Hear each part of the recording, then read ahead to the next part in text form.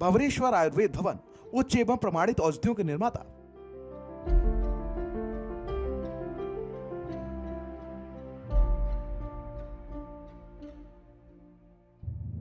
नमस्कार, मैं मयूरी श्रीवास्तव आप सभी का स्वागत करती हूं अपने खास कार्यक्रम आयुर्वेद संसार में।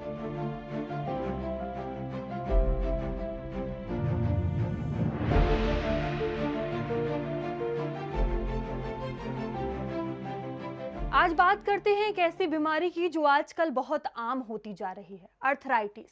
अर्थराइटिस यानी जोड़ों में दर्द, सूजन और अकड़न की समस्या। यह परेशानी उम्र बढ़ने के साथ ज्यादा देखने को मिलती है, लेकिन आजकल युवा भी इसकी चपेट में आ रहे हैं। तो इस विषय पर अधिक जानकारी के साथ हमारे साथ डॉक्टर जेके पांडे मौजूद हैं। डॉक्टर, आपका बहुत स्वागत है भारत समाचार पर। डॉक्टर, आज हम एक ऐसे विषय को लेकर बात कर रहे हैं जो आजकल आम हो चुकी है, हर कोई इससे जूझ रहा है, अर्थराइटिस। आयुर्वेद में हम इसे कैसे समझें? देखिए, ऐसा है कि आर्थराइटिस, जॉइंट पेन, गठिया, जिसे आयुर्वेद में वात रोगों में लिया जाता है।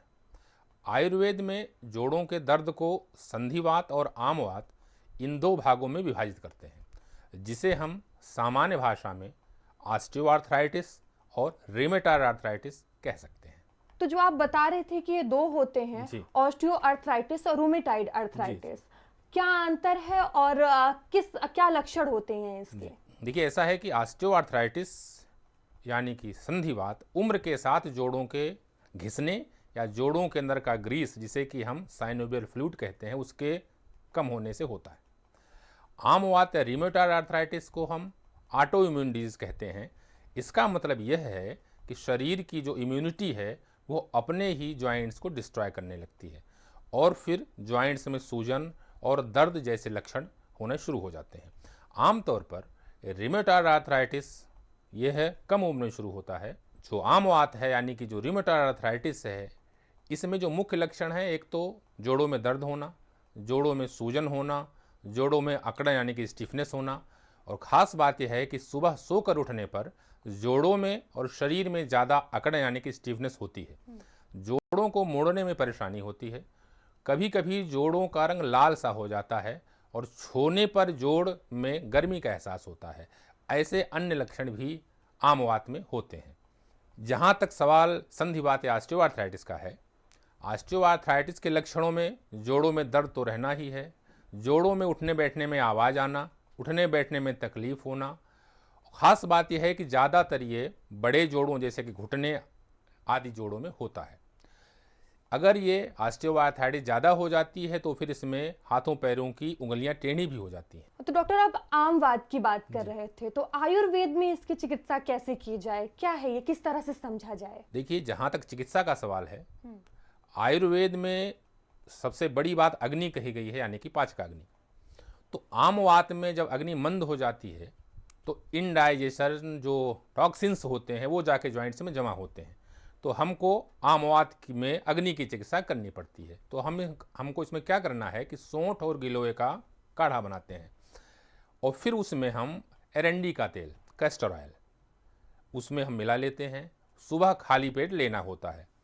अब कैसे बनाना है, तो हम 1 चम्मच गिलोय ले लेंगे और आधा चम्मच या 1 चम्मच सौंठ, इसको हम 4 कप पानी में उबालेंगे। जब 1 कप बच जाएगा तो छान लेंगे, फिर उसमें हम 1 चम्मच एरंडी का तेल मिलाएंगे और सुबह खाली पेट लेंगे। दूसरा उपाय हम ये कर सकते हैं कि सौंठ और गुड़, 1 चम्मच या आधा चम्मच सौंठ, 1 चम्मच गुड़ मिलाकर खाली पेट खाने से भी आम का पाचन होता है और आमवात यानी कि रिमेटॉयड आर्थराइटिस में लाभ होता है। तो डॉक्टर, आप आमवात के बारे में बता रहे थे, तो आयुर्वेदिक औषधियाँ इसमें क्या ले सकते हैं? देखिए, आमवात में जहाँ तक औषधियों का सवाल है तो बहुत सारी आयुर्वेदिक औषधियाँ हैं जिनसे कि इस रोग में अप्रतिम लाभ होता है, जैसे कि भंवरेश्वर सिंहनाथ गुग्गुल, अग्नितुंडी बटी, भंवरेश्वर आमवासारी रस, रासना सप्तक काढ़ा, एरंड पाक, भंवरेश्वर रूमाहर कैप्सूल आदि औषधि योग वैद्य के परामर्श से हम ले सकते हैं। तो डॉक्टर, जिस तरह से आप बता रहे हैं कि किस तरह से औषधियाँ ले सकते हैं, अब क्या कुछ इसकी चिकित्सा हो सकती है आयुर्वेदिक में? जी, रूमेटॉयड आर्थराइटिस में सूखी सिकाई, जैसे कि बालू को तवे पर गर्म कर लीजिए, उसकी पोटली बना लीजिए, जहाँ दर्द है वहाँ की सिकाई करना, या फिर आटे का चोकर होता है तो आटे का चोकर, हल्दी और सौंठ और अजवाइन, इसको गर्म कर लीजिए, कपड़े में रख के उसकी पोटली बना लीजिए, और जहाँ जहाँ दर्द है वहाँ की सिकाई करने से भी आम वात यानी कि रिमेटॉयड आर्थराइटिस में लाभ होता है। कुछ आयुर्वेद के मेडिकेटेड ऑयल हैं, तेल, जिनको की गुनगुना करके दर्द वाली जगह पर लगाना होता है। ध्यान रखना ज़्यादा मालिश नहीं करना, जैसे कि भंवरेश्वर संधवादि तेल या भंवरेश्वर महाविश्वगर्भ तेल आदि। तो डॉक्टर, जिस तरह से आप बता रहे हैं कि किस तरह से औषधियां ले सकते हैं, अब क्या कुछ इसकी चिकित्सा हो सकती है आयुर्वेदिक में? जी, जहाँ तक आयुर्वेदिक औषधियों का सवाल है तो इसमें आयुर्वेद ने अन्यान्य औषधियाँ दी हैं, जैसे भंवरेश्वर योगराज गुग्गुल, भंवरेश्वर त्रयोदशांग गुग्गुल, अश्वगंधा कैप्सूल, वात गजांकुश रस, भंवरेश्वर वृहत वात चिंतामणि रस, भंवरेश्वर वातार्य प्रवाही, रूमाहर कैप्सूल, भंवरेश्वर महारासनिधि काढ़ा आदि। इन औषधियों को किसी योग्य वैद्य के परामर्श से उचित समय तक सेवन करने से संधिवात और आमवात जैसे रोगों से अत्यंत लाभ मिलता है और आप इनसे मुक्ति पा सकते हैं। बिल्कुल। तो डॉक्टर, जिस तरह से आप बता रहे हैं कि किस तरह से औषधियां ले सकते हैं, अब क्या कुछ इसकी चिकित्सा हो सकती है आयुर्वेदिक में? जी, संधिवात के घरेलू उपचार में हल्दी, मेथी, सौंठ, अश्वगंधा और बबूल की फली, इनका समान भाग मिला करके चूर्ण बना लें और लगभग आधे से 1 चम्मच, लगभग 3 से 5 ग्राम की मात्रा में भोजन के बाद दोनों बार दूध या गर्म पानी से सेवन से अत्यंत लाभ मिलता है।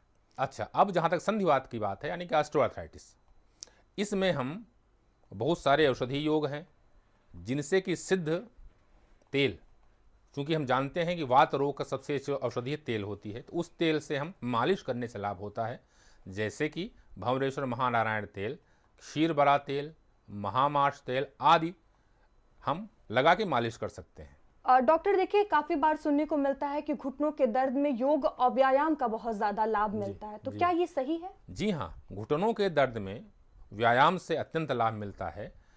घुटनों की पास के मांसपेशियों को मजबूत करने का व्यायाम करना, बटरफ्लाई व्यायाम करना, इसके अलावा कपालभाति, अनुलोम विलोम जैसे प्राणायाम से भी इसमें लाभ होता है। रूमाहर तेल की मालिश करना से भी अत्यंत लाभ मिलता है। कुछ सावधानियां भी हैं, जैसे घुटने को मोड़ करके पालथी मारकर जमीन पर नहीं बैठना चाहिए और ठंड से बचना, ये सबसे आवश्यक होता है। देखिए, चूँकि आयुर्वेद आहार विहार और औषधि तीनों पर निर्भर करता है, परहेज का बहुत महत्व बात रोगों में। तो सबसे पहले ठंडी चीज़ें, खट्टी चीज़ें, उड़द, बैगन, खटाई, अचार, इन चीज़ों का सेवन नहीं करना चाहिए।